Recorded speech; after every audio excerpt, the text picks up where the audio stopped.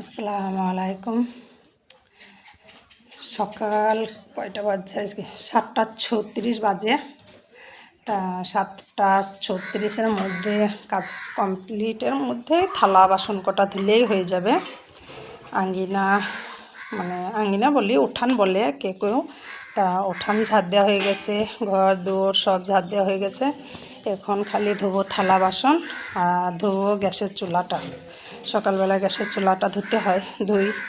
তা গ্যাসের চুলাটা ধোবো আর থালা বাসন কটা ধুলে, আর নিচে উনুন আছে, উনুনটা একটু লেপে দেবো পরিষ্কার করে, তাহলে হয়ে যাবে।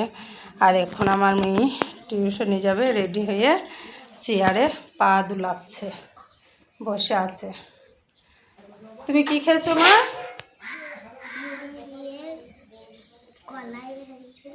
কি কলাই? মটর ভুনা দিয়ে মুড়ি খেয়েছো। আর কি খেয়েছিলা? একটা কলা খেয়েছিলা? তা বেশ ভালো করেছো। তা আমার মেয়ে মুড়ি নিয়ে নিজে নিজে একটু খেয়েছে, দেখেছো মা কাজ করছে, তার জন্য আমার মেয়ে মুড়ি খেয়েছে, দিয়ে চেয়ারে বসে আছে রেডি হয়ে টিউশন যাবে। তাই এবার চলে যাও টিউশন, ভাইকে বলো গা। আর আমার ছেলে হাট নিয়ে এসছে, আজকে শনিবারের হাট, আমাদের 2বার হাট বসে। তা আমাদের গ্রামে 2বার হাট বসে, শনিবার এবং মঙ্গলবার, 2 দিন হাট। এবার আমার 200 টাকা দিয়েছি ছেলেকে হাট আনতে। 7 কেজি আলু নিয়ে এসছে একটা, আমি দেখাই আপনাদেরকে, মুখে বলবো কি।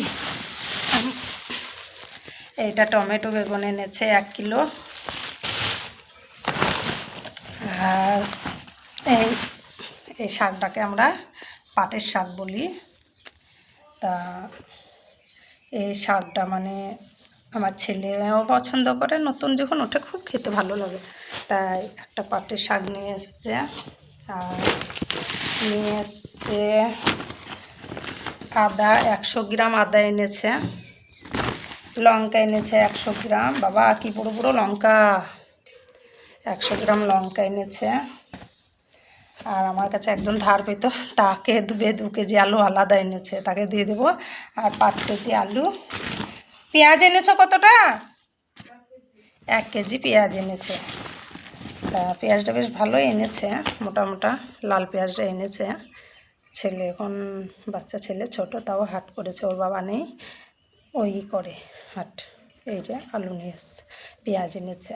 তা 1 কেজি পেঁয়াজ, 7 কেজি আলু, 100 গ্রাম কাঁচা লঙ্কা, 100 গ্রাম আদা, 1 কিলো টমেটো, আর 1 আটি শাক। মাছ নিয়ে আসেনি, শাকটা ভালো লাগবে, মাছ থাকবে তবেই তো। তা তুমি মাছ আনোনি, টাকা ফেরতে নিছো। আলুটাও বেশ ভালো এনেছে। তা এই যে আলুর ব্যাগে, এই যে আলু, মোবাইলটা আমার হাত থেকে একটু পড়ে যেত আর একটু হলে।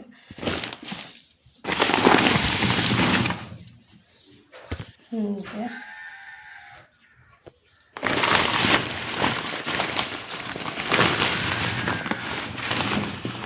আলুটা খুব সুন্দর আলু নিয়ে এসছে, বেছে বেছে। একটা আলু 2টো করা হবে। পরের দিনে বিরিয়ানি খাবো বলেছে মেয়ে, ছেলে মেয়ে বলেছে ঈদের দিনকে বিরিয়ানি করবো মা। তা বিরিয়ানি করব। তা খুব সুন্দর আলু সাইজটা বেছে বেছে নিয়ে এসছে। ছেলে আমার হাট করতে শিখে গেছে, আর আমার কোনো টেনশনই নাই না। আমার খুব কষ্ট হয়, কি করব, একা থাকি বাড়িতে, তাও আমাকে সব কিছু মেনটেন করতে হয়।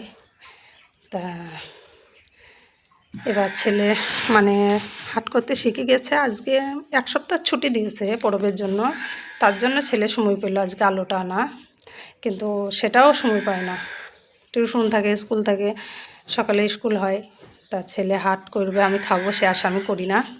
ছেলে পড়ালেখা করুক, এগিয়ে যাক, আমি অনেক অনেক দোয়া করি ছেলে মেয়েকে, যে ছেলে হাট করবে আমি খাবো, সেটা আমি ভাবি না, আর সেটা আমি মনেও করি না। তা ছেলে আজকে যখন এনেছে আমি অনেক অনেক খুশি। আর আমি চাই আমি নিজের কাজ আমি নিজেকেই করতে ভালোবাসি। যেহেতু স্বামী নেই, বাইরে আছে, আর আমি কাউকে ফাই ফরমাসও করতে পছন্দ করি না, এমন ফালতু কথা কে কী বলে দেবে। আমার নিজের কাজ আমি নিজে, আমার যতক্ষণ আমার মানে দেহতে রক্ত চলাচল করবে আমার মনে হয় আমার কাজ আমি নিজেই করব। আমি নিজেকে নিজের কাজ করতে বেশি পছন্দ করি। আর আমি সবসময় কাজের ফাঁকে সময় দিতেও ভালোবাসি, মানে সবসময় আমি নিজেকে ব্যস্ত থাকতে ভালোবাসি। সব সময় আমি মানে একা যে খাবো আর শুয়ে থাকবো সেটা আমার ভালো লাগে না। সবসময় কাজের ফাঁকে থাকার ইচ্ছাটা আমার বেশি। তা এখন বাসন ধোবো, বলেই দিলাম। ছেলে মেয়ে, বেটা তাইলে তোমার বোনকে দিয়ে এসো, টাইম অনেক হয়ে গেছে, 7:41 বাজছে, 40-এ যাওয়ার সময় 1 মিনিট বেশি হয়ে গেল। চল যাও বেটা, তুমি চলে যাও। তা বেশ, এই পর্যন্ত বন্ধুরা।